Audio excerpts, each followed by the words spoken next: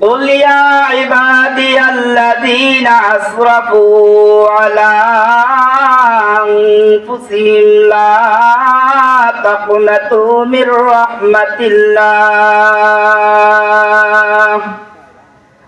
إن الله يغفر الذنوب جميعا إنه هو الغفور الرحيم وقال سيدنا رسول الله صلى الله عليه وسلم التائب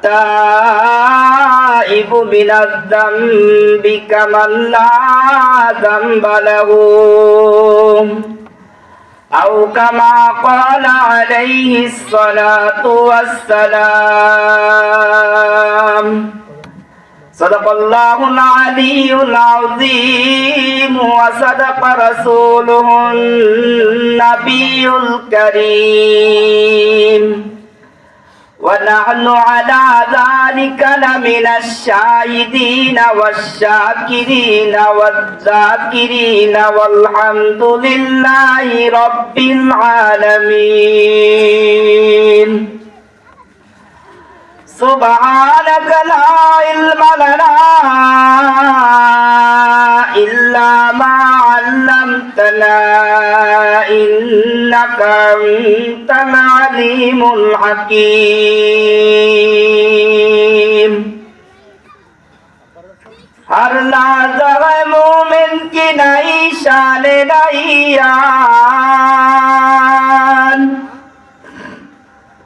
हर लाज़ह मोमिन की नई शान नईयान गुफ्तार में किरदार में अल्लाह की बुरहान गुफ्तार में किरदार में अल्लाह की बुरहान ला इलाहा इल्लल्लाह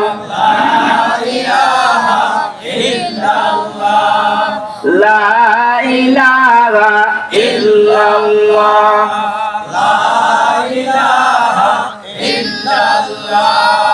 ला इलाहा इल्लल्लाह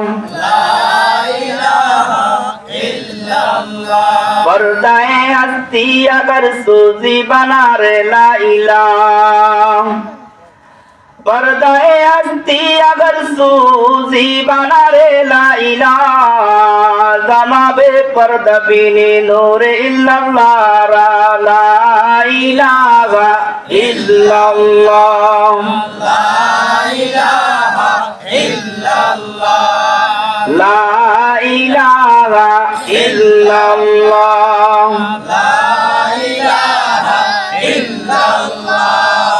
ला इलाहा इल्लल्लाह मन्ना कुंजुम तर जमीन आसमां मन्ना कुंजुम तर जमीन आसमां लेके कुंजुम तर कुलूबी मुमिना ला इलाहा इल्लल्लाह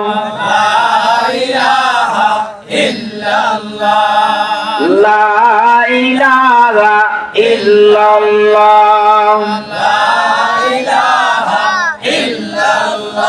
ला इलाहा इल्लल्लाह मुहम्मदुर रसूलुल्लाह सल्लल्लाहु अलैहि वसल्लम सल्लल्लाहु अलैहि वसल्लम सल्लल्लाहु ताआला अलैहि वसल्लम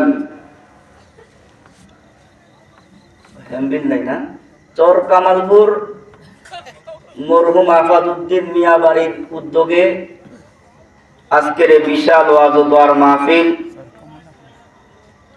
আজকের মাহফিলের সম্মানিত সভাপতি ও হযরত উলামায়ে কেরাম এবং আমার সামনে বিভিন্ন দূর দূরান্ত থেকে আগত দিন প্রিয় ইসলাম প্রিয় মুসলিম ভাইয়েরা, আল্লাহ পাক রব্বুল আলামিনের দরবারে অসংখ্য শুকরিয়া আদায় করি যে আল্লাহ তাআলা আমাদেরকে একটি দ্বীনি মাহফিলে, কোরআন হাদিসের মাহফিলে, জিকিরের মজলিসে, কোরআন হাদিসের মজলিসে আল্লাহ তাআলা আমাদের সবাইকে এখানে আসার ও বসার তৌফিক দান করলেন। এজন্য আমরা মালিকের দরবারে শুকরিয়া দান করি, আলহামদুলিল্লাহ।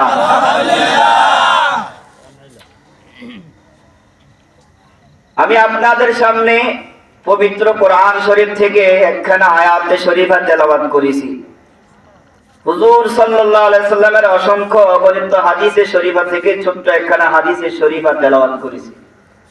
যদি আল্লাহ তাআলা আমাকে তৌফিক দান করেন, আয়াত এবং হাদিসকে সামনে রেখে অতি অল্প সময়ে কিছু কথাবার্তা আমলের নিয়তে বলার চেষ্টা করব ইনশাআল্লাহ। আপনারা একটু আমার সময় দিবেন তো ইনশাআল্লাহ?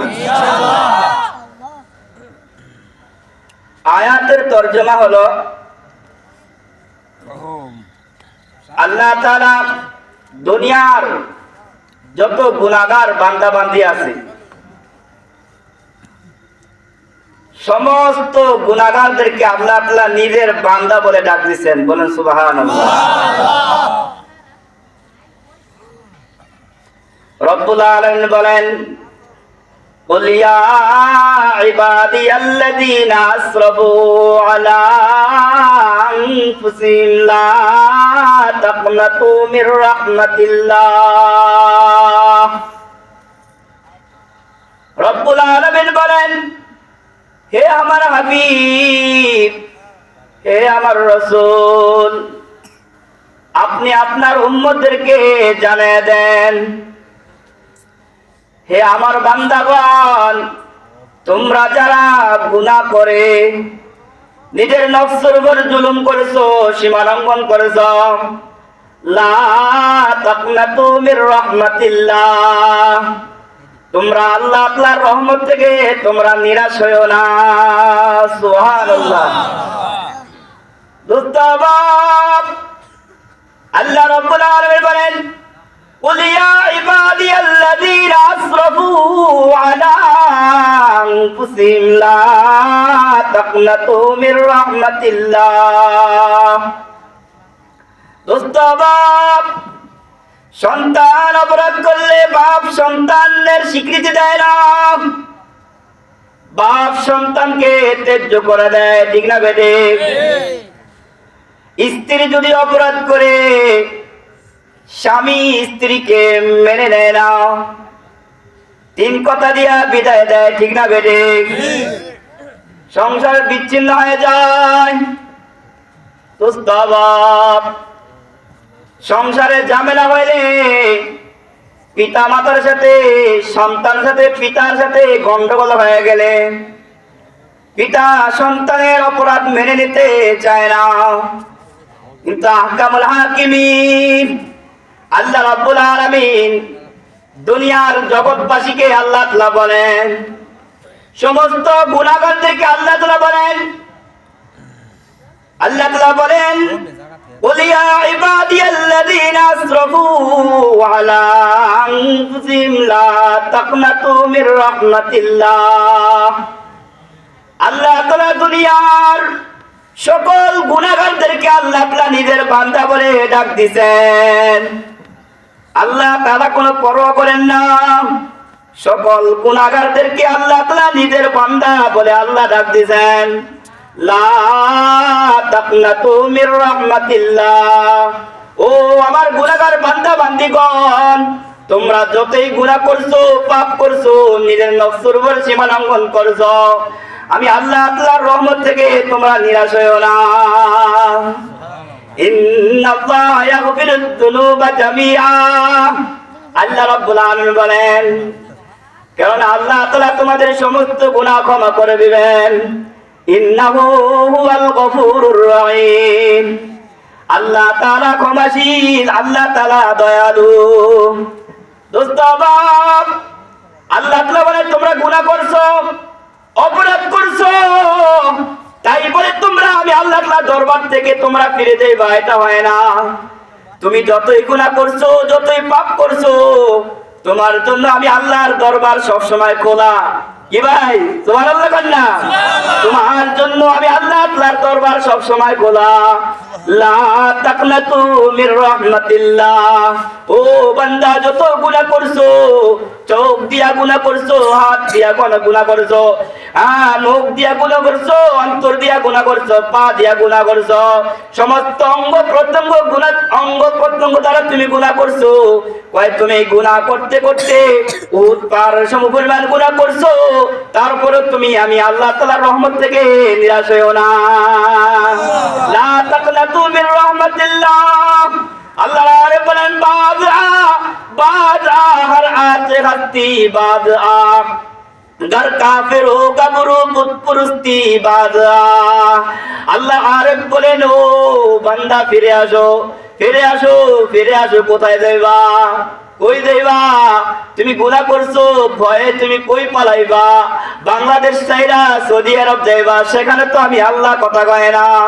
আমি আল্লাহর ভয়ে তুমি সৌদি আরব যাই পালাইবা, সেখানে আমি আল্লাহ আছি। তুমি কোথায় যাইবা? ইতালি যাইবা, সেখানে আমি আল্লাহ আছি। পৃথিবীর যে কোনো আনাচে কানাচে তুমি যাও না কেন, সেখানেও আমি আল্লাহ আছি নাকি নাই? কথা বলেন না কা?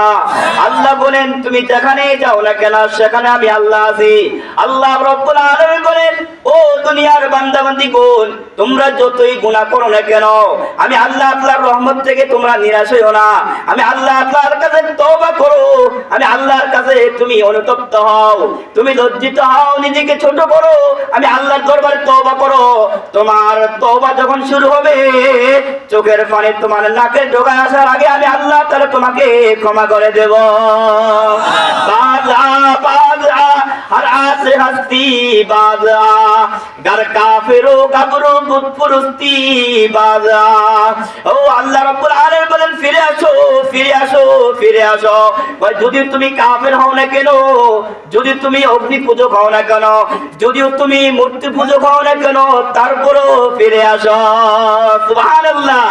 ঈদের গাহে মাদের গাহে না উম্মীদ নিস, সদবার अगर তওবা শিকস্তি বাদআ।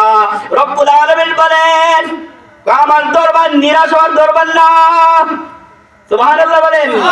ঈদের গাহে মাদের গাহে না উম্মীদ নিস, সদবার अगर তওবা শিকস্তি বাদআ। রব্বুল আলামিন বলেন, আমার দরবার নিরাশ হওয়ার দরবার নয়। কই যদি তুমি দৈনিক তওবা করে, দৈনিক তুমি 100 বার তওবা করছো, আর গুনাহ করব না, আর মিথ্যা কথা বলবো না, আর দুনাম্বারি করব না, আর সিটিংবাজি করব না, এরকম ওয়াদা করছো, আর নামাজ কাজা করব না, আর আমি রোজা ছাড়বো না, আর আমি নেক আমল ছাড়বো না, আর আমি আল্লাহ তাআলার বিধিবিধান লঙ্ঘন করব না, এরকম তুমি তওবা করছো দৈনিক 100 বার। 100 বার তওবা করার পর তুমি তওবা লঙ্ঘন করছো, তওবা ভেঙে ফেলছো। আল্লাহ বলেন, ফিরে আসো, ফিরে আসো। তুমি দৈনিক 100 বার তওবা করছো, তারপর তুমি ফিরে আসো, তোমার জন্য আমার দরবার খোদা। ঈদের গায়ে মাদের গায়ে না উম্মীদ নিস, सदबार अगर तौबा शिकस्ती बादआ। हर के कारद गुबी आओ, हर के कारद गुबरू, दारू गिरु हाजिबु दरबादरी दरगाहे निस। রব্বুল আলামিন বলেন, আমার দরবারে কোনো দারোয়ান নাই, ঠিক না বেটি? আল্লাহ রাব্বুল আলামিন বলেন, আমার দরবারে কোনো দারোয়ান নাই, আমার দরবারে কোনো প্রহরী নাই, আমার দরবারে কোনো পাহারাদার নাই যে পাহারা দিয়ে তোমাকে ঘাড়ে ধইরা ধইরা তোমাকে নিয়ে আসবে। আল্লাহ বলেন, আমার দরবারে কোনো পাহারাদার নাই। ওই তোমার মন চাইলে আসো, মন চাইলে ফিরে যাও। যদি তুমি আসো তাহলে তোমার জন্য মঙ্গল হবে, আর যদি না আসো তাহলে তোমার জন্য অমঙ্গল হবে, ঠিক না বেটি? ঈদের গায়ে আর কে কাগজ গুপিয়াও, আর কে কাগজ গোপারো, দারু গিরু হাজিবু দরবাদরি দরগাহে নিস।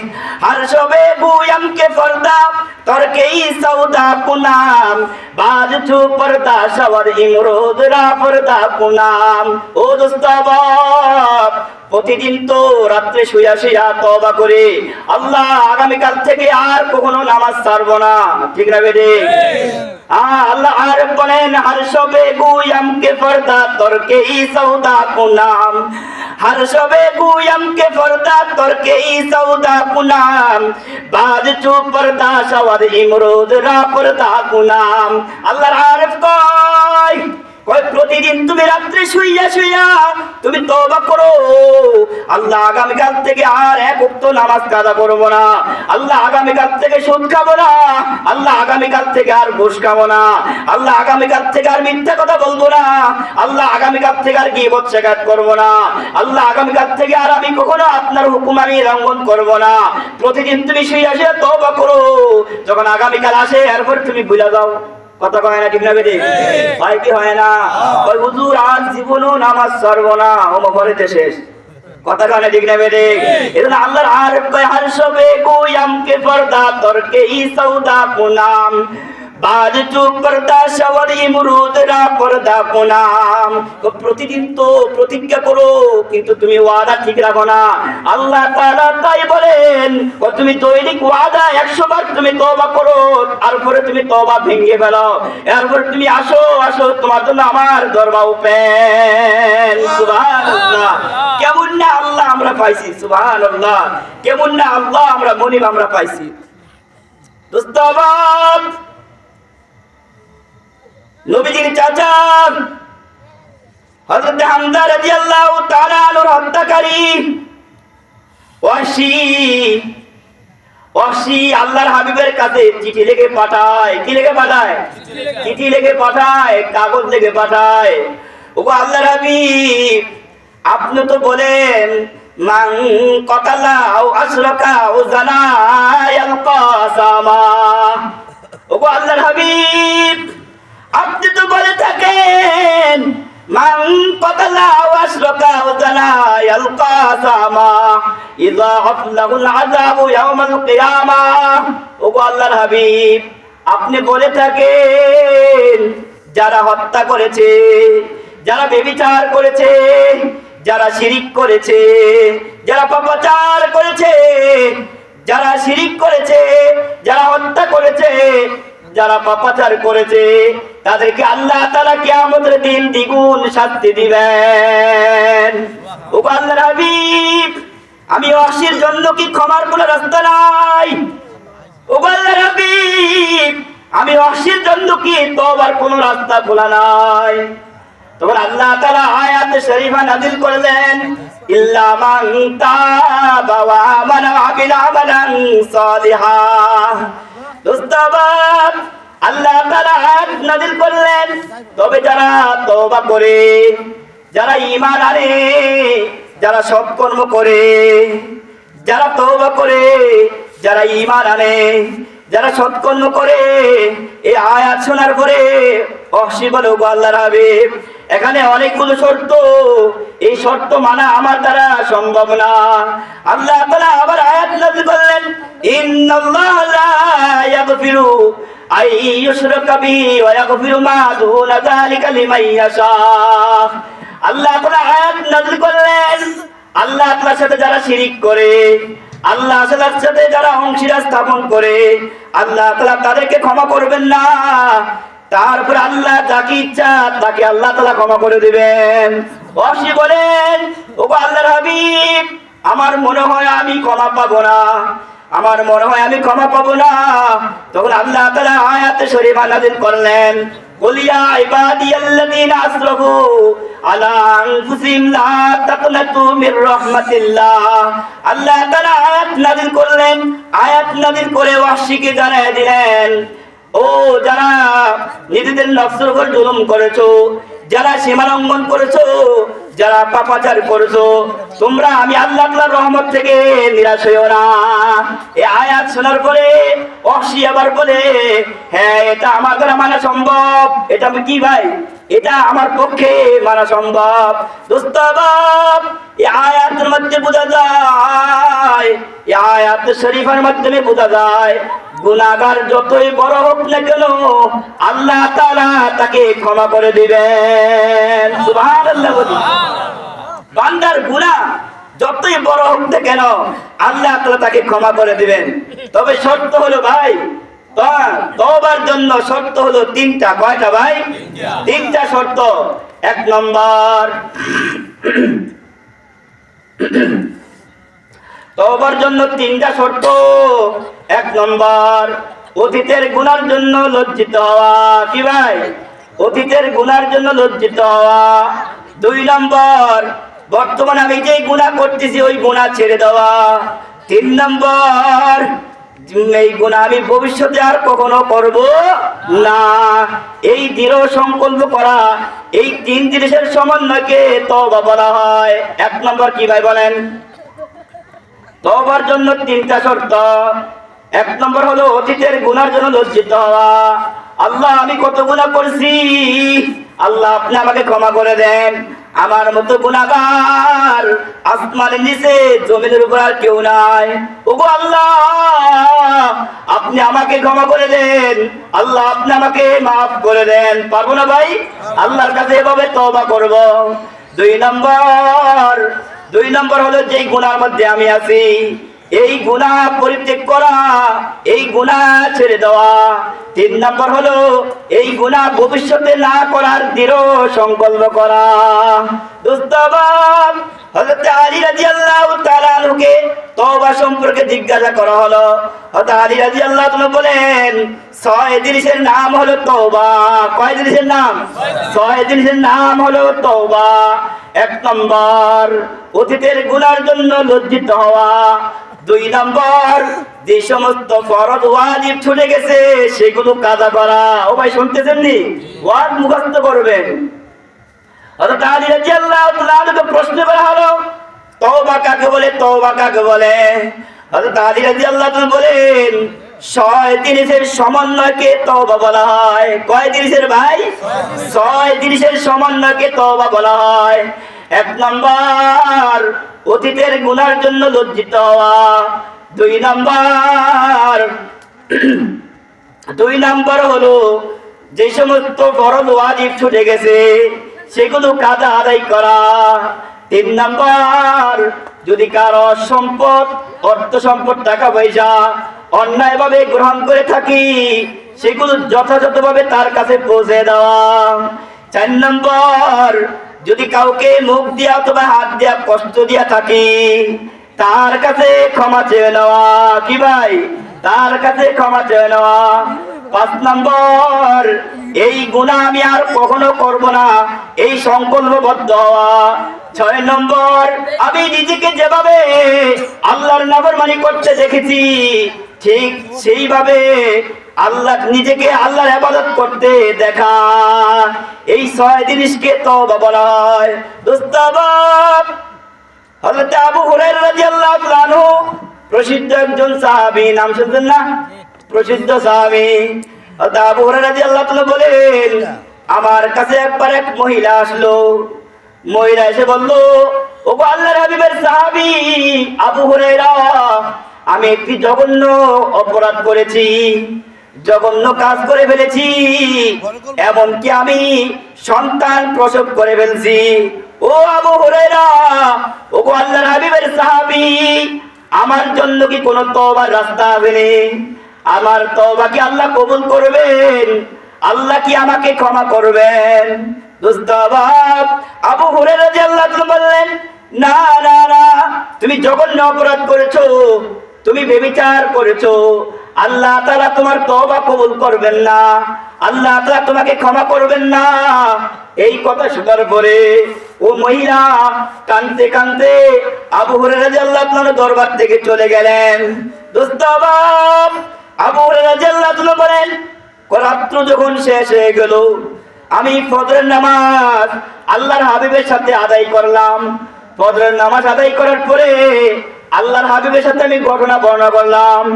আল্লাহর হাবিব বলেন, ও আবু হুরায়রা, তুমি জঘন্য অপরাধ করেছো, তুমি মহিলাকে কেন নিরাশ করে ছেড়ে দিলা? তুমি তো জঘন্য কাজ করেছো। তুমি কি আয়াত পড়ো না? ওয়াল্লাযীনা ইযা ফাআলু ফাহিশাতান আও যালামু আনফুসাহুম যাকারুল্লাহ ফাস্তাগফিরু লিযুনুবিহিম ওয়া মান ইয়াগফিরুয যুনুবা ইল্লাল্লাহ। ও আবু হুরায়রা, তুমি কি আয়াত শরীফ তেলাওয়াত করো নাই? ওই যারা ঈমানদার, যারা মুত্তাকি, তারা যখন অশ্লীল কাজ করে, যখন কোনো অপরাধ করে ফেলে, তখন তারা তাদের মালিককে স্মরণ করে, কথা কয় না। কি ভাই, আল্লাহকে স্মরণ করতে মন চায়নি? হ্যাঁ, আল্লাহ রাব্বুল আলামিন বলেন, والذين إذا فعلوا فاحشة أو ظلموا أنفسهم ذكروا الله فاستغفروا لذنوبهم ومن يغفر الذنوب إلا الله। ও আবু হুরায়রা, তুমি কি আয়াত তেলাওয়াত করো না? আল্লাহ রাব্বুল আলামিন বলেন, যারা মুত্তাকি, যারা তাকওয়াওয়ালা, যারা পরহেজগার, তারা যখন কোনো অপরাধ করে ফেলে, কোনো খারাপ কাজ তাদের দ্বারা হয়ে যায়, তখন তারা তাদের আল্লাহকে স্মরণ করে। শুধু তাই নয়, তাদের গুনাহের জন্য আল্লাহর কাছে ক্ষমা প্রার্থনা করে। ওমাই ইয়াগফিরুয যুনুবা ইল্লাল্লাহ। আর আল্লাহ ছাড়া বান্দা বান্দির গুনাহকে ক্ষমা করবে। কথা বলেন, আল্লাহ ছাড়া বান্দা বান্দির গুনাহ ক্ষমা করেনওয়ালা কেউ আছে? কেউ নাই। আল্লাহ বলেন, ওমাই ইয়াগফিরুয যুনুবা ইল্লাল্লাহ, আমি আল্লাহ ছাড়া বান্দা বান্দির গুনাহকে ক্ষমা করবে। দোস্ত বাপ, আবু হুরায়রা রাদিয়াল্লাহু আনহু বলেন, আল্লাহর হাবিবের জবান থেকে কথা শোনার পরে আমি অত্যন্ত মর্মাহত হলাম, দুঃখিত হলাম, ব্যথিত হইলাম। তারপরে আমি ওই মহিলাকে খোঁজার জন্য মদিনার উপকণ্ঠে, মদিনা এবং মদিনার উপকণ্ঠে মহিলাকে আমি তালাশ করতে লাগলাম, মহিলাকে খুঁজতে লাগলাম, মহিলাকে আমি পাইলাম না। দোস্ত বাপ, যখন রাত্র গত হয়ে গেল, দিবাগত রাত্রে মহিলা আমার বাড়িতে হাজির হয়ে গেল। মহিলা কাঁদতেছে, আমার দরবারে হাজির হয়ে গেল। তারপর আমি ওই মহিলাটিকে আল্লাহ তাআলার আয়াত শোনায় দিলাম, বাণী শোনায় দিলাম, সঠিক মাসআলা তাকে শোনায় দিলাম। এবার সে আয়াতে শরীফা শোনার পরে, সঠিক মাসআলা শোনার পরে মহিলা নিজেকে আর ধরে রাখতে পারে নাই। সে আনন্দে আত্মহারা হইয়া নিজেকে আর সামলাইতে পারে নাই। সে ডাইরেক্ট সিজদার মধ্যে পড়ে গেছে। সিজদার মধ্যে পড়ে আল্লাহ তাআলার শুকরিয়া আদায় করতেছে আর বলতেছে, আমার আল্লাহ আমার কথা স্মরণ করেছেন এবং আল্লাহ তাআলা আমার সমস্ত গুনাহ মাফ করার সুযোগ করে দিয়েছেন। সুবহানাল্লাহ। উস্তাদ তাই নয়, ওই মহিলা কৃতজ্ঞতা স্বরূপ সে আল্লাহ রাস্তায় একটি বাদী সে আযাব করে দিল। সুবহানাল্লাহ। আল্লাহ রাব্বুল আলামিন বলেন, বাজা বাজা হর আতে হস্তি বাজা গর কাফিরো গবরো বুপুরুস্তি বাজা। ও তোমরা ফিরে আসো, ফিরে আসো। যতই গুনাহ করো না কেন, গুনাহ নিয়ে তুমি টেনশন করো না, ভয় পেও না। তুমি কি পরিমাণ গুনাহ করছো, তোমার গুনার চাইতে আল্লাহ তাআলার রহমতের সাগর অনেক বড়। ঠিক না বেশি? বাহারে আলতাফে তুবে পায়া বুয়াদ, বাহারে আলতাফে তুবে পায়া বুয়াদ, না উম্মীদাদ রহমত শয়তান বুয়াদ।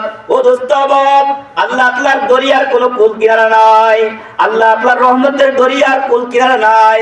হযরত থানবী রাহমাতুল্লাহ আলাইহি একজন বিশিষ্ট খলিফা ডাক্তার আব্দুল হাই রাহমাতুল্লাহ আলাইহি, নাম কি ভাই? কার খলিফা?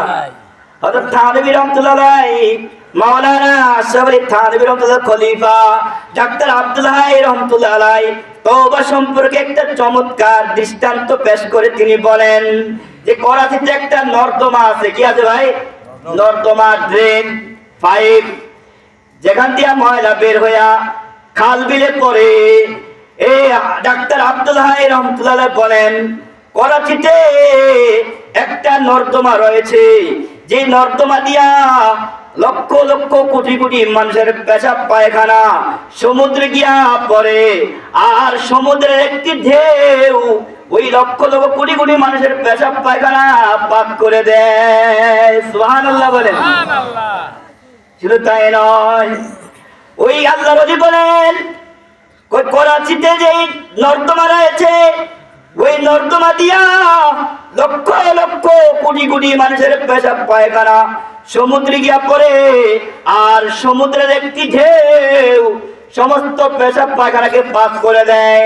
এমনকি ওই সমুদ্রের মধ্যে যদি কোনো ইমাম সাহেব গোসল করে নামাজ পড়ায়, নামাজ শুদ্ধ হয়ে যাবে। দোস্ত বাপ, আল্লাহর ওলি বলেন আল্লাহ তাআলার রহমতের দরিয়ার কোনো কুল কিনারা নাই। কোন গুনাহগার বান্দা যখন গুনার বোঝা দিয়া আল্লাহ তাআলার রহমতের দরিয়ার পাশে দাঁড়াবে, আল্লাহ তাআলার রহমতের দরিয়ার পাশে দাঁড়াবে, আল্লাহ তাআলার রহমতের ঢেউ দিয়া ওই বান্দাকে আল্লাহ তাআলা মাফ করে দিবেন। আল্লাহর হাবিব বলেন আত-তাইবু মিনাল যামবি কামান লা যামবা লাহু। ওই গুনাহগার যখন গুনাহ থেকে তওবা করে কেমন যেন সেই গুনাহই করে না। চিৎকার করে বলেন সুবহানাল্লাহ। আত-তাইবু মিনাল যামবি কামান লা যামবা লাহু। আল্লাহর হাবিব বলেন ওই তওবাকারী যখন গুনাহ থেকে তওবা করে কেমন যেন সে গুনাহ করে না, সে নিষ্পাপ হয়ে যায়। আল্লাহ তাআলার রহমতের পানি দিয়ে তাকে গোসল করাইয়া আল্লাহ তাআলা তাকে পাক পবিত্র করে দেন, ফলে তার কোনো গুনাহ অবশিষ্ট থাকে না। দোস্ত বাপ, হাদিসে পাকের মধ্যে আসছে এক ব্যক্তি, আল্লাহর হাবিব বলেন তোমাদের পূর্বকার জমানা এক ব্যক্তি 99 জনকে হত্যা করছে। কয়জন? 99 জনকে হত্যা করছে। 99 জনকে হত্যা করার পরে এবার সে এক ধর্মগুরুর কাছে গেল। ধর্মগুরুর কাছে গিয়া বলল, ও ধর্মগুরু, আমার কি কোনো তওবার রাস্তা আছে? আমার তওবা কি আল্লাহ কবুল করবেন? আল্লাহ কি আমাকে ক্ষমা করবেন? আমি তো 99 জনকে আমি হত্যা করেছি, আমার জন্য তওবার রাস্তা খোলা আসেনি। এবার ওই পণ্ডিত ধর্মগুরু বলল, সর্বনাশ, তুমি 99 জন হত্যা করছো, তোমার তওবার কোনো রাস্তা নাই। কথা কয় না? আমার কাছে আপনার কাছে আইলে কি করবেন? খেদাই দিবেন না? 99 জন হত্যা করছো, আবার তওবার রাস্তা দিছিল তো? কথা কয় না? ঠিক না বেটি? তওবার ওই লোকটা 99 জন হত্যা করলো। হত্যা করার পরে এবার ধর্মগুরুর কাছে গেল, যা বলল, ও ধর্মগুরু, আমার তওবার কোনো রাস্তা আসেনি, আমি তওবা করতে চাই। তার ভিতরে অনুশোচনা আছে, তার ভিতরে আল্লাহর ভয় ঢুকে গেছে, এখন সে পবিত্র হবে। আসলে এটার নামে হলো মুমিন বান্দার পরিচয়। মুমিন বান্দার পরিচয় এটাই। নামাজ ছুটে যাবে, পেরেশান হয়ে যাবে। এবারে ছুটে যাবে, পেরেশান হয়ে যাবে। গুনাহ হয়ে যাবে, পেরেশান হয়ে যাবে। হায় হায়, আমি গুনাহ নিয়ে আল্লাহর দরবারে কিভাবে মুখ দেখাবো? আজকে আমার ফজর ছুটে গেল, এই যদি আমি নামাজ বিনা আল্লাহর দরবারে যাই, আল্লাহর কাছে আমি কিভাবে মুখ দেখাবো? ঠিক না বেটি? হ্যাঁ, মুমিন বান্দার আলামত হলো গুনাহের সাথে সাথে আল্লাহর কাছে তওবা করবে। মুমিন বান্দার আলামত হলো গুনাহের যাওয়ার সাথে সাথে তার ভিতরে অনুশোচনা আসবে, ভয় আসবে, ওই ব্যক্তি পবিত্র হবে। 99 জন হত্যা করছে, এখন তার ভিতরে ভয় ঢুকছে, না আমাকে পবিত্র হইতে হবে, আমাকে আল্লাহর দরবারে কিভাবে আমি মুখ দেখাবো? আমি গুনাহ নিয়ে আল্লাহর দরবারে আমি যেতে চাই না। দোস্ত বাপ, এবার ওই ধর্মগুরুর কাছে যাওয়ার পরে ধর্মগুরু বলল, তোমার জন্য কোনো তওবার রাস্তা নাই। এবার সে ওই ধর্মগুরুকে হত্যা করলো। এবার কয়জন হয়েছে? 100 পুরো হয়েছে নি? 100 পুরো হয়ে গেছে। এবার সামনে হাইটা আরেক ধর্মগুরুর কাছে গেল, যা বলল, এ ধর্মগুরু, হ্যাঁ ধর্মের পণ্ডিত, আমি 100 জন হত্যা করেছি, আমার জন্য তওবার কোনো রাস্তা আসেনি। আল্লাহ কি আমাকে ক্ষমা করবেন? আল্লাহ কি আমাকে মাফ করবেন নি? এবার ওই ধর্মগুরু বলে, তুমি তো জঘন্যতম অপরাধ করেছ, তবে আমি তোমাকে নিরাশ হতে দিব না। অমুক জায়গায় 2টা এলাকা আছে, একটা হলো বসরা এলাকা, আর একটা হলো কাফরা এলাকা। ওই এলাকা বসরা আর কাফরা। অমুক এলাকায় অমুক জায়গায় 2টা এলাকা আছে, 2টা মহল্লা আছে, বসরা আর কাফরা। বসরার বাসিন্দারা হলো নেককার, এরা জান্নাতবাসীদের আমল করে, জান্নাতবাসীদের কর্ম করে, এদের ওখানে কোনো গুনার কোনো জায়গা নাই। আর কাফরা এলাকার লোকেরা এরা জাহান্নামবাসীদের কর্ম করে, এদের মাঝে কোনো নেককারদের কোনো স্থান নাই। তুমি ওই এলাকায় যাও, বসরা এলাকায় যাও, যাইয়া তাদের সাথে তুমি মিলেমিশে থাকতে থাকো, বসবাস করো, হয়তোবা তাদের সোহবতে আল্লাহ তোমাকে মাফ করে দিবেন। এবার 100 জন হত্যাকারী ব্যক্তি হাঁটি হাঁটি পা পা করে বসরা এলাকার দিকে সে আগাইতেছে। যখন সে বসরা এবং কাফরা এই দুই এলাকার মাঝখানে সে পৌঁছলো, পৌঁছার পরে এবার তার ইন্তেকাল হয়ে গেল। কি হয়ে গেল? তার ইন্তেকাল হয়ে গেল। এবার রহমতের ফেরেশতারা আসলো, গজবের ফেরেশতারা আসলো, রহমতের ফেরেশতা আসলো আর আযবের ফেরেশতা আসলো তার রূহ নেওয়ার জন্য। রহমতের ফেরেশতা বলে, তার রূহ আমি নিব কেন? সে যদিও 100 জন হত্যা করছে, কিন্তু সে ভালো হওয়ার জন্য সে ইচ্ছা পোষণ করছে এবং ভালো এলাকার দিকে সে চলে আসছে। এই জন্য সে তওবা করার নিয়তে ভালো এলাকায় সে ঢুকে পড়েছে। এই জন্য তার রূহ আমি নেব। আর আর আযাবের ফেরেশতা বলে, না না না, সে 100 জন হত্যা করেছে, তার রূহ তুমি নিতে পারবে না, তার রূহ আমি নেব, সে জাহান্নামী। এবার দুই ফেরেশতার মধ্যে তর্ক বিতর্ক শুরু হয়ে গেল। দোস্তাবাদ, এবার আল্লাহ রাব্বুল আলামিন বললেন, জমিন মাপ দাও। জমিন কি দাও? জমিন মাপ দাও। জমিন মাপার পরে এই লোকটা যে এলাকার নিকটবর্তী হবে তাকে ওই এলাকার মধ্যে গণ্য করা হবে। বলেন সুবহানাল্লাহ। দোস্তাবাদ, আল্লাহ রাব্বুল আলামিন কুদরতিভাবে এই যে 100 জন হত্যাকারী লোকটা তওবার উদ্দেশ্যে ভালো হওয়ার নিয়তে সে ভালো এলাকার দিকে বাসিন্দার দিকে সে আগাইছে। এজন্য আল্লাহ কুদরতিভাবে জমিনকে হুকুম করে, এই জমিন তুমি এই বান্দার কাছাকাছি তুমি চলে আসো। সুবহানাল্লাহ বলেন। আল্লাহ নেককার বাসিন্দার জমিনকে আল্লাহ তাআলা ওই বান্দার কাছাকাছি এনে দিলেন। আর পিছন থেকে কাফরা এলাকার বাসিন্দার জমিনকে বললেন, তুমি আস্তে আস্তে দূরে সরে যাও। দোস্তাবাব, এবার দুই এলাকা মাপ দেওয়া হলো। মাপ দেওয়ার পরে দেখা গেল এই যে লোকটা সে নেককার বাসিন্দাদের নিকটে এসে কিছু আগায় আছে। সুবহানাল্লাহ বলেন। এবার রহমতের ফেরেশতারা বলেন, এবার আমরা এই ব্যক্তির রূহ আমরা নিয়ে যাব। দোস্তাবাব, রহমতের ফেরেশতা ওই ব্যক্তির রূহ নিয়ে গেলেন। দোস্তাবাব, আল্লাহ রাব্বুল আলামিন বলেন, কুল ইয়া ইবাদিয়াল্লাযীনা আসরাফু আলা আনফুসিহিম লা তাকনাতু মির রাহমাতিল্লাহ। আল্লাহ রাব্বুল আলামিন বলেন, ও আমার বান্দাগণ, তোমরা যারা নিজের নফসের উপর জুলুম করেছো, অবিচার করেছো, তোমরা কখনো নিরাশ হইবা না। তোমরা আল্লাহর রহমত থেকে নিরাশ হইও না। বাজা বাজা হর আজ হস্তি বাজা, ঘর কাফিরো গাবরো বুতপুরস্তি বাজা। কই ফিরে আসো, ফিরে আসো। কই যদি তুমি কাফের হও না কেন, যদি তুমি মূর্তি পূজক হও না কেন, যদি তুমি অগ্নি পূজক হও না কেন, ফিরে আসো। তোমার জন্য আমি আল্লাহর দরবার তোমার জন্য খোলা। তুমি এসে তওবা করবা, তওবা করার সাথে সাথে আমি আল্লাহ তোমাকে মাফ করে দেব। বলেন না সুবহানাল্লাহ। দোস্তাবাব, এই জন্য গুনাহ করার পরে আল্লাহর দরবার তওবা করা উচিত। কি করা উচিত বলেন? তওবা। পরে তো বর্তমানে দেখা যায় নেকামত তো করে না, বরং গুনাহ করে আর বুক ফুলে আনে। কথা কয় না, ঠিক না বেটি? না ভাই, এটা ঈমানদারের আলামত না, এটা মুমিন ব্যক্তির আলামত না। মুমিন ব্যক্তির আলামত হলো গুনাহ হয়ে গেছে, সাথে সাথে ভিতরে ভয় চলে আসবে, অনুশোচনা আসবে।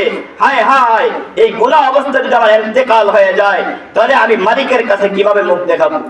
হ্যাঁ, গুনাহ হয়ে গেলে সাথে সাথে তওবা করা, নামাজ ছুটে গেলে আল্লাহর কাছে কান্নাকাটি করা, হ্যাঁ, আল্লাহর কাছে ক্ষমা চাওয়া, নামাজ কাজা করে নেওয়া।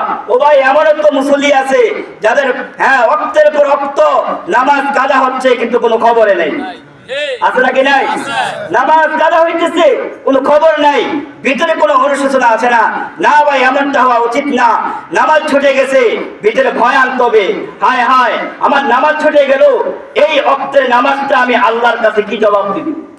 ও ভাই, আপনি ব্যবসা করেন, আপনার টাকা হারানো গেছে, ছিনতাইকারীরা আপনার টাকা নিয়ে গেছে, টাকার জন্য আপনি সারাদিন পেরেশান।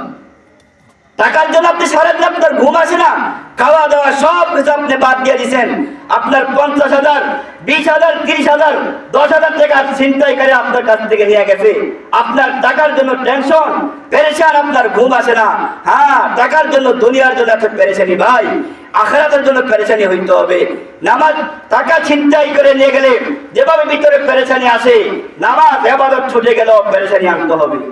এটার জন্য বেশি বেশি পেরেশানি করতে হবে। যে আজকে আমি যোহর করতে পারলাম না, আসর করতে পারলাম না, মাগরিব এশা ফজর করতে পারলাম না, এটার জন্য আমাকে বেশি বেশি কাঁদতে হবে, অনুশোচনা করতে হবে। আল্লাহ রাব্বুল আলামিন বলেন, ও আমার বান্দাগণ, তোমরা যারা তোমাদের নফসের উপর জুলুম করেছো, সীমালঙ্ঘন করেছো, তোমরা আমি আল্লাহর রহমত থেকে তোমরা নিরাশ হও না। সুবহানাল্লাহ।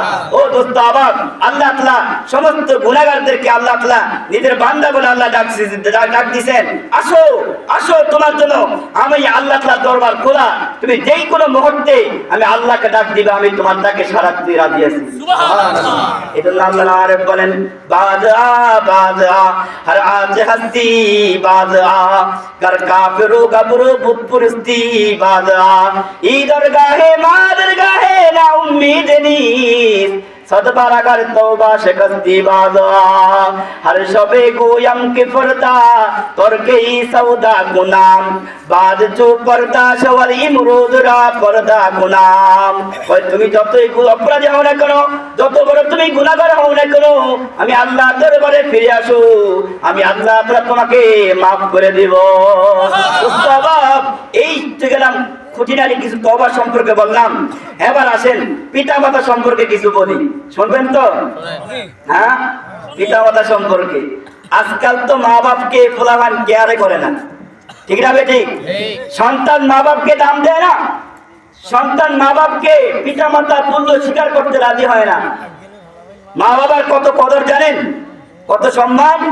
আল্লাহ রাব্বুল আলামিন বলেন, وَقَضَى رَبُّكَ أَلَّا تَعْبُدُوا إِلَّا إِيَّاهُ وَبِالْوَالِدَيْنِ إِحْسَانًا وَقَضَى رَبُّكَ أَلَّا تَعْبُدُوا إِلَّا إِيَّاهُ وَبِالْوَالِدَيْنِ إِحْسَانًا। আল্লাহ রাব্বুল আলামিন বলেন, ও আমার হাবিব, আপনি জগৎবাসীকে জানিয়ে দেন আপনার প্রভুর সিদ্ধান্ত, আপনার প্রভুর ডিসিশন, আপনার প্রভুর ফয়সালা, তোমরা একমাত্র আল্লাহরই ইবাদত করবা। কার? আল্লাহ। ওয়াকাদা রাব্বুকা আল্লা তা'বুদু ইল্লা ইয়্যাহু ওয়া বিল ওয়ালিদাইনি ইহসানা। আল্লাহ রাব্বুল আলামিন বলেন, ও আমার হাবিব, আপনি জগৎবাসীকে জানিয়ে দেন আপনার প্রভুর সিদ্ধান্ত, আপনার প্রভুর ফয়সালা, তোমরা একমাত্র আল্লাহ তাআলার ইবাদত করবা। কার ইবাদত করব? আল্লাহর ইবাদত করব। কার? নাকি বন্ড বাবার, বট গাছের? কার ইবাদত করব বলেন? আল্লাহর ইবাদত করবা। আল্লাহ বলেন, ওয়াকাদা রাব্বুকা আল্লা তা'বুদু ইল্লা ইয়্যাহ, একমাত্র তোমরা আল্লাহরই ইবাদত করবা। কার ভাই? আল্লাহরই ইবাদত করবা। ওয়া বিল ওয়ালিদাইনি ইহসানা। এরপর আল্লাহ বলেন, তোমরা তো আমার ইবাদত করবা, আমার ইবাদতের পাশাপাশি তোমরা পিতামাতার সাথে সদ্ব্যবহার করবা। কার সাথে ভাই? পিতামাতার সাথে ভালো ব্যবহার করবা। দোস্তাবাদ, আল্লাহ রাব্বুল আলামিন পিতা মাতার হকের কত গুরুত্ব, পিতা মাতার কত দাম, পিতা মাতার কত সম্মান। আল্লাহ তাআলা নিজের হকের সাথে মা বাবার হকের কথা আলোচনা করেছেন, চিন্তাটা করছেন নি? আল্লাহ তাআলা নিজের হকের সাথে মা বাবার পিতা মাতার হকের কথা আলোচনা করেছেন। আল্লাহ তাআলা বুঝাতে চাচ্ছেন, কয় আমার ইবাদত করা যেভাবে কর্তব্য, আমার ইবাদত না করলে গুনাহ হবে, শাস্তি ভোগ করতে হবে, তদ্রূপ ভাবে পিতা মাতার হকের কথা আমার ইবাদতের, আমার হকের পরে আমি এটাই বুঝাইছি। আমার ইবাদত না করলে, আমার ইবাদত করে যেভাবে কর্তব্য, ইবাদত না করলে গুনাহগার হইবা, এর জন্য তোমাকে জাহান্নামের আগুনে তোমাকে শাস্তি ভোগ করতে হইবে। আর পিতা মাতার হকের কথা আলোচনা করে আমি বুঝাইছি, কই পিতা মাতার সাথে ভালো ব্যবহার করাও কর্তব্য, না করলে তুমি গুনাহগার হইবা। কি হইবে ভাই? না করলে তুমি গুনাহগার হইবা। ওয়াবিল ওয়ালিদাইনি ইহসানা ইম্মা ইয়াবলুগান্না ইনদাকাল কিবারা আহাদুহুমা আও কিলাহুমা ফালা তাকুল লাহুমা উফ। আল্লাহ রাব্বুল আলামিন বলেন, ওই যদি পিতামাতার দুইজন থেকে তুমি একজনকে পুরা অবস্থায় পাও, কি অবস্থায়? পিতামাতার দুইজন থেকে একজনকে তুমি বৃদ্ধ অবস্থায় পাইছো, অথবা দুইজনকে তুমি পাইছো, আল্লাহ রাব্বুল আলামিন বলেন তুমি তাদেরকে উফ শব্দ বলতে দিও না। কি শব্দ? উফ। এ ভাই অনেক সময় ব্যথা হলে উফ উফ বলেনি। আল্লাহ রাব্বুল আলামিন বলেন এখানে উফ শব্দ ব্যবহার করছেন, ওয়ালা তাকুল লাহুমা উফ। আল্লাহ রাব্বুল আলামিন বলেন ইম্মা ইয়াবলুগান্না ইনদাকাল কিবারা আহাদুহুমা ওয়ালা তাকুল লাহুমা। আল্লাহ রাব্বুল আলামিন বলেন যদি তুমি পিতামাতা দুইজনের মধ্যে একজনকে পাও অথবা দুইজনকে তুমি বৃদ্ধ অবস্থায় পাও, তুমি তাদেরকে উফ শব্দ বলতে দিও না। উফ শব্দ কখন বলে রে ভাই? যখন সন্তান মা বাবাকে কটু কথা বলে, কথা কয় না, শক্ত কথা বলে, মা বাবাকে ধমক দেয়। ও যুবক ভাইয়েরা, উফ শব্দ আমরা কখন বলি? যখন ব্যথা পাই, আঘাত পাই, তখন আমরা উফ শব্দ ব্যবহার করি। তো মা বাবা উফ শব্দ কখন বলবে? কখন বলবে রে ভাই? কয় যখন সন্তান মা বাবার সাথে খারাপ ব্যবহার করবে, মা বাবার সাথে মা বাবাকে ধমক দেয়, মা বাবাকে কর্কশ ভাষায় কথা বলে, তখন মা বাবা মুখ দিয়া উফ শব্দ উচ্চারণ করে। আল্লাহ বলেন উফ শব্দ ব্যবহার করতে দিও না। ওয়ালা তানহারহুমা, তাদেরকে খবরদার, তাদেরকে ধমক দিবা না। কি দিবা না? ধমক দিবা না। বাবা বুড়া হয়ে গেছে, মা বৃদ্ধা হয়ে গেছে। অনেক সময় বুড়া হইলে, বয়স বেশি হইলে মাথার চেঞ্জ ঠিক থাকে না, ঠিক না বেঠিক? মাত্র খাওয়াইছেন, সন্তানরা আমার খাবার দেয় না, কথা কয় না। পান সুপারি এনে দিছেন, সন্তানরা বলবে, মা বাবা বলবে মানুষের কাছে, সন্তান আমার পান সুপারি দেয় না। ওষুধ আপনি ক্রয় করে বাড়িতে ফার্মেসি দিয়ে রাখছেন, ওষুধ এত পরিমাণ ওষুধ, এখন মা বাবার চেঞ্জ তো ঠিক নাই, বলা বলি করবে, খালি বলে এক কথা বারবার কয়। সন্তানরা আমাকে চিকিৎসা করে না, ওষুধ খাওয়ায় না, কথা কয় না। অন্যদিকে বাড়িতে কিন্তু ওষুধের ভরা।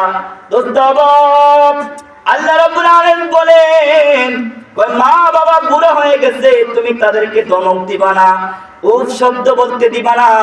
ওয়ালা তানহারহুমা, তাদেরকে ধমক দিবা না। ওয়া কওলাহুমা কওলান কারীমা, তাহলে হুজুর কি করব? এদের সাথে কেমন ব্যবহার করব? আল্লাহ রাব্বুল আলামিন বলেন ওই মা বাবার সাথে ভালো ব্যবহার করবা। কি ব্যবহার? ভালো ব্যবহার করবা। কাপড় দিতে পারো আর না পারো, খরচপাতি দিতে পারো আর না পারো, জামা কাপড় দিতে পারো আর না পারো, খাবার দিতে পারো কি পারো না, ভরণ পোষণ দিতে পারো কি পারো না, কিন্তু মা বাবার সাথে খারাপ ব্যবহার করবা না, মা বাবাকে ধমক দিয়ে কথা বলবা না। আল্লাহ রাব্বুল আলামিন বলেন ওয়ালা তানহারহুমা ওয়া কুল লাহুমা কওলান কারীমা, তাদের সাথে ভালো ব্যবহার করবা, তাদের সাথে সৎ ব্যবহার করবা। ওয়াখফিদ লাহুমা জানাহাদ যুল্লি ওয়া কুর রাব্বিরহামহুমা কামা রাব্বায়ানি সগীরা, বলনা আমার সাথে, ওয়া কুর রাব্বিরহামহুমা কামা রাব্বায়ানি সগীরা। আল্লাহ রাব্বুল আলামিন বলেন ও সন্তানেরা, মা বাবার সাথে তোমার ডানা তুমি বিছায়া দাও, মা বাবার সামনে তুমি নত হও, তোমার পাখাগুলো তুমি, তোমার হাতগুলো, তোমার মাথা তুমি নত করে দাও। মা বাবার সাথে তুমি চোখ রান্নায় কথা বলো না, মা বাবার সাথে কর্কশ ভাষায় কথা বলো না, মা বাবার সামনে তুমি তোমার পাখাগুলো বিছিয়ে দাও, নম্র ভাষায় কথা বলো, নম্র ভাষায় ভদ্র ভাষায় কথা বলো। ওয়াকফির লাহুমা জানাহাদ যুল্লি ওয়া কুর রাব্বিরহামহুমা কামা রাব্বায়ানি সগীরা। আল্লাহ রাব্বুল আলামিন বলেন তুমি তোমার মার জন্য দোয়া করো। হে আল্লাহ, আমার মা বাবা যেভাবে ছোটকালে শিশুকালে আমাদেরকে লালন পালন করেছেন, খাওয়ায়া আমাদেরকে লালন পালন করেছেন, মা বাবা না খায়া আমাদেরকে খাওয়াইছেন, মা বাবা না পরিধান করে ভালো কাপড় চোপড় না পরিধান করে আমাদেরকে ভালোটা পরিধান করাইছেন, ঠিক না বেঠিক? মা বাবার ভালো কিছু খাইতে মন চাইছে কিন্তু খায় নাই, আমাদেরকে ভালোটা খাওয়াইছেন। মা বাবা ভালো জায়গায় থাকার ইচ্ছা ছিল, ভালো জায়গায় থাকে নাই, ভালো স্থানে থাকে নাই, আমাদেরকে ভালো জায়গায় রাখার ব্যবস্থা করতেন, ঠিক না বেঠিক? আল্লাহ রাব্বুল আলামিন বলেন তুমি তোমার মা বাবার জন্য দোয়া করো। ওকুর রব্বির আনহুমা কামা রাব্বায়ানি সগীরা। ওগো আল্লাহ, আমার মা বাবা দুনিয়াতে যেভাবে আমাদেরকে দয়া পরশ দিয়ে আমাদেরকে লালন পালন করেছেন, আদর সোহাগা দিয়া লালন পালন করেছেন, ওগো আল্লাহ কবরে তুমি আমাদের মা বাবাকে সেইভাবে লালন পালন করিও। সুবহানাল্লাহ বলেন। মা বাবার জন্য দোয়া করবেন নি? ইনশাআল্লাহ। কি দোয়া করবেন? ওকুর রব্বির হামহুমা কামা রাব্বায়ানি সগীরা। বাংলা অর্থ হলো আল্লাহ পিতা মাতা দুনিয়াতে যেভাবে আমাদেরকে আদর সোহাগা দিয়া লালন পালন করেছেন, আল্লাহ আমাদের মা বাবা দুজনকে আপনি কবরে সেভাবে লালন পালন করেন। তার মানে হলো আল্লাহ আপনি তাদেরকে আযাব দিন না, শান্তিতে কবরে রাখেন। আল্লাহর হাবিব বলেন হুমা জান্নাতুকা ওয়া নারুকা। এক সাহাবী আল্লাহর হাবিবকে বলেন ওগো আল্লাহর হাবিব, মা বাবার জন্য আমার উপর কি অধিকার আছে? মা বাবা আমার জন্য কি অধিকার আছে আমার উপর? আল্লাহর হাবিব বলেন হুমা জান্নাতুকা ওয়া নারুকা। ও সাহাবী, মা বাবার খেদমত কইরা যদি তুমি মরতে পারো, মা বাবাকে যদি তুমি সন্তুষ্ট রাখতে পারো, মা বাবাকে খুশি করে মরতে পারো, তাহলে তোমার ঠিকানা জান্নাত। আর মা বাবা যদি অসন্তুষ্ট থাকে, তোমার প্রতি নারাজ থাকে, বেজার থাকে, মা বাবা অসন্তুষ্ট হইয়া মারা যায়, তোমার ঠিকানা হবে জাহান্নাম। আজকের যুবক ভাইরা মা বাবাকে চেনে না। যেই মা বাবার কারণে পৃথিবী দেখলাম, যেই মা বাবার কারণে দুনিয়া দেখলাম, কথা কন না ঠিক না বেঠিক? বিবাহ করার পরে বৌলে কি করে ঘোরাফেরা করে, মারে চিনে না, কথা কয় না, মা বাবারে চিনে না, বউলে ঘোরাফেরা করে, বউর পিছনে টাকা পয়সা খরচ করে, শাশুড়ির পিছনে খরচ করে, শালিকার পিছনে খরচ করে, মা বাবার পিছনে খরচ করে না। এলো নাফরমান, ও নাফরমান, তুমি তোমার মা বাবার কারণে দুনিয়া দেখলা। আজকে তুমি বিবাহ করার কারণে বউ তুমি তাড়াতাড়ি চিনে ফেললা, মাকে তুমি চিনলা না, শাশুড়ি শ্বশুর চিনলা, বাবাকে চিনলা না, ঠিক না বেটি? আছে নাকি নাই ভাই? আপনাদের সমাজে নাও থাকতে পারে, কিন্তু বর্তমান বাংলাদেশে এই অবস্থা হয় যে যখন বিবাহ শাদী করে তখন মা বাবাকে চিনে না, মা বাবা মনে হয় পর, মা বাবাকে চিনে না। আর বৃদ্ধা হয়ে গেলে, বুড়া হয়ে গেলে মা বাবাকে বৃদ্ধাশ্রমে দিয়ে আসে, কথা বল ঠিক না বেটি? বৃদ্ধাশ্রমে দিয়ে আসে ভাই। হ্যাঁ আচ্ছা ঠিক আছে, আপনার না থাকতে পারে। তো বলতেছিলাম যে মা বাবা বুড়া হয়ে গেলে, মা বাবা বুড়া হয়ে গেলে মনে হয় যে সমাজে বেশি হয়ে যায়। না ভাই, মা বাবাকে যত্ন করবো, কি ভাই পারবো তো ইনশাআল্লাহ? মা বাবাকে যত্ন করবো, তাদের সাথে ভালো ব্যবহার করব, তাদের নিজের সাধ্য মতো তাদেরকে আপ্যায়ন করব, তাদেরকে খাবার দাবারের ব্যবস্থা করবো। দোস্ত এক সাহাবী আয়েশা বললেন, ও আল্লাহর হাবিব, আল্লাহর কাছে সবচেয়ে উত্তম আমল কোনটি? আইয়ুল আমালু আহাব্বু ইলাল্লাহি তাআলা। এক সাহাবী আল্লাহর হাবিবকে প্রশ্ন করলেন, ওগো আল্লাহর হাবিব, আল্লাহর কাছে সর্বোত্তম আমল কোনটি? আল্লাহর হাবিব বলেন, বিররুল ওয়ালিদাইন। আল্লাহর কাছে সর্বোত্তম আমল হলো পিতা মাতার সাথে ভালো ব্যবহার করা। আরেক সাহাবী এসে বলে, আল্লাহর হাবিব, আমি মা বাবা দুজনের মধ্যে কাকে বেশি সম্মান করব? কার সাথে বেশি সদ্ব্যবহার করব?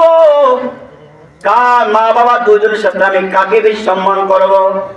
আল্লাহর হাবিব বললেন, মার। কার? মার। ওই সাহাবী আবার প্রশ্ন করলো, হুজুর আমি এরপরে কার সাথে ভালো ব্যবহার করবো বেশি? আল্লাহর হাবিব বললেন মার সাথে। ওই সাহাবী আবার প্রশ্ন করলো, হুজুর এরপরে আমি কার সাথে সবচেয়ে বেশি ভালো ব্যবহার করব? আল্লাহর হাবিব বললেন মার সাথে তুমি সবচেয়ে বেশি ভালো ব্যবহার করবা। এরপরে চতুর্থবার ওই সাহাবী আবার একই প্রশ্ন করলো। আল্লাহর হাবিব বললেন তুমি তোমার বাবার সাথে ভালো ব্যবহার করবা। সুবহানাল্লাহ। ও ভাই, মার কথা হাদিসের মধ্যে 3 বার আসছে, বাবার কথা লাস্টে চতুর্থবার আসছে। কেন রে ভাই? তো মার গুরুত্ব হাদিসের মধ্যে এত গুরুত্ব কেন আছে? এজন্য আসছে মা 9 থেকে 10 মাস আমাদেরকে পেটে ধারণ করছেন, ঠিক না ঠিক ভাই? হ্যাঁ, 9 থেকে 10 মাস মা আমাদেরকে পেটে ধারণ করছেন। আর পেটে ধারণ করে গর্ভ অবস্থায় চলাফেরা করা, খাওয়া দাওয়া করা, কাম কাজ করা কত যে কঠিন সেটা মা ছাড়া আর কেউ বলতে পারবে না, ঠিক না ঠিক? মা ছাড়া কেউ বলতে পারবে না।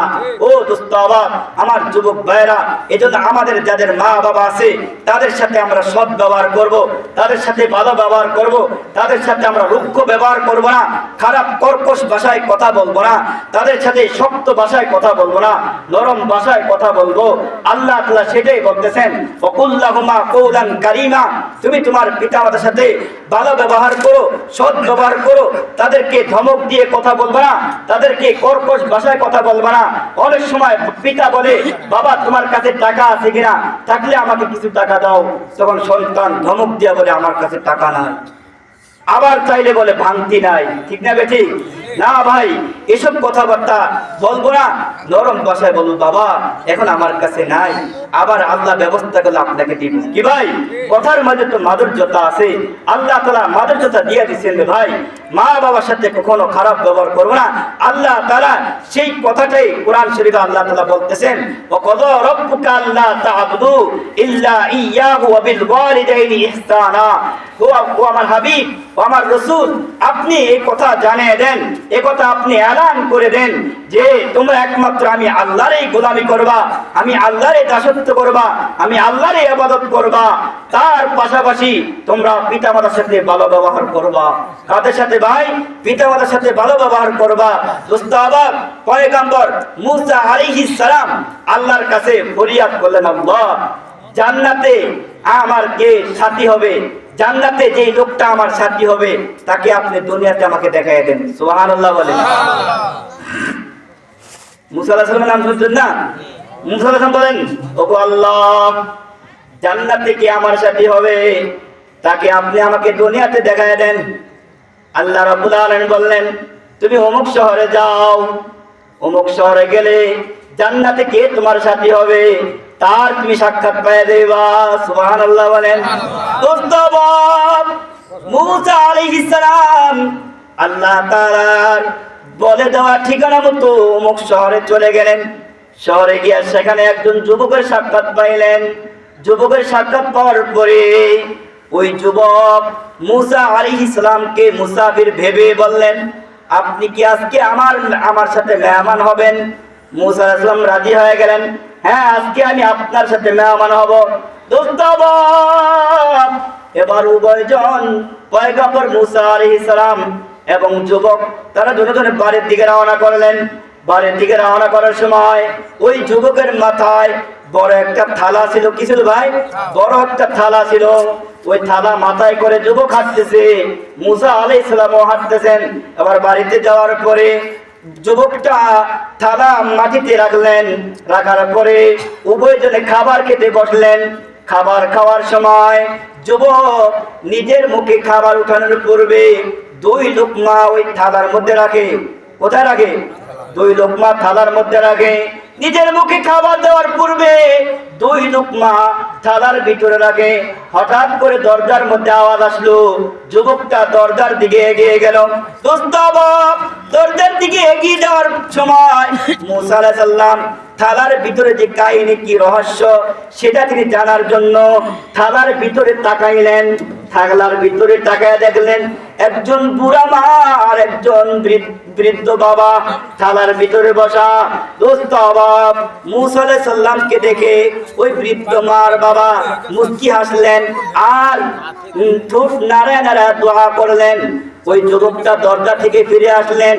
ফিরে আসার পরে মূসা আলাইহিস সালাম যখন থালার দিকে তাকাইলেন, থালার দিকে তাকায়া দেখলেন ওই দুজন বৃদ্ধ মা বাবা তারা ঠোঁট নাড়ায় নাড়ায় দোয়া করতেছে। মূসা আলাইহিস সালামকে দেখার সাথে সাথে তারা কালিমা পড়লো, কালিমায়ে শাহাদাত। কালিমায়ে শাহাদাত পড়ার সাথে তাদের ইন্তেকাল হয়ে যায়। দোস্ত বাপ, তাদের মৃত্যু হয়ে যায়। এবার যুবক দরজা থেকে ফিরে এসে দেখে তাদের ইন্তেকাল হয়ে গেল। দোস্ত বাপ, এবার যুবককে মূসা আলাইহিস সালাম প্রশ্ন করলেন, ও যুবক তুমি যুবক মূসা আলাইহিস সালাম প্রশ্ন করলেন, আপনি কি এই জমানার নবী? মূসা আলাইহিস সালাম পাল্টা প্রশ্ন করলেন, আমি যে এই জমানার নবী তোমাকে কে বলে দিয়েছে? এবার যুবক বলল, এই যে থালার মধ্যে আমার বৃদ্ধ মা বাবাকে দেখছেন, তারা আল্লাহর কাছে দোয়া করেছেন, আল্লাহ এই জমানার নবীর মুখ না দেখাইয়া আপনি আমাদের মৃত্যু দিবেন না। তারা যেতে ইন্তেকাল করছেন আমি বুঝে নিছি, আমি উপলব্ধি করছি আপনি আখেরি, আপনি এই জমানার নবী। এবার ওই মূসা আলাইহিস সালাম যুবককে বললেন, ও যুবক তুমি সুসংবাদ গ্রহণ করো, তোমার পিতামাতা ইন্তেকালের পূর্বে তারা দোয়া করে গেছেন, হে আল্লাহ দোয়া করে গেছেন আল্লাহ আমার সন্তানকে মূসা নবীকে আপনি জান্নাতের সাথে একসাথে থাকার ব্যবস্থা করে দিয়েন। পিতা মাতার খেদমত করার কারণে একজন যুবক বিশিষ্ট নবীর সাথে জান্নাতে থাকার আল্লাহ তাআলা ব্যবস্থা করে দিয়েছেন। আল্লাহর হাবিব বলেন, তোমরা পিতা মাতার সাথে ভালো ব্যবহার করবা। আল্লাহ তাআলাও সেই কথা বলেন, তোমরা মা বাবার সাথে সদ্ব্যবহার করবা। আল্লাহ তাআলা আমাদের সবাইকে মা বাবার হক আদায় করার তৌফিক দান করো, মা বাবার সাথে ভালো ব্যবহার করার তৌফিক দান করো। আমরা সকলে বলি আমিন।